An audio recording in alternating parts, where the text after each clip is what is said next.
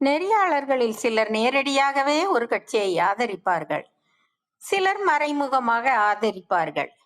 சிலர் நடுநிலை நெறியாளர் என்ற முகமுடியை அணிந்து கொண்டு ஒருதலை பட்சமாக செயல்படுவார்கள். இந்த கேட்டகரியில் வருபவர்தான் திரு ரங்கராஜ் பாண்டே அவர்கள். கேள்வி கேட்பதிலும் பதில் கொடுப்பதிலும் மிகவும் திறமையானவர். மாற்று கருத்தே இல்லை. இவர் அணிந்திருக்கும் முகமுடிதான் நடுநிலை நெறியாளர். பாண்டே அவர்கள் ஒருபோதும் அண்ணாமலையின் வளர்ச்சியை ஒத்துக்கொள்ளவே மாட்டார்.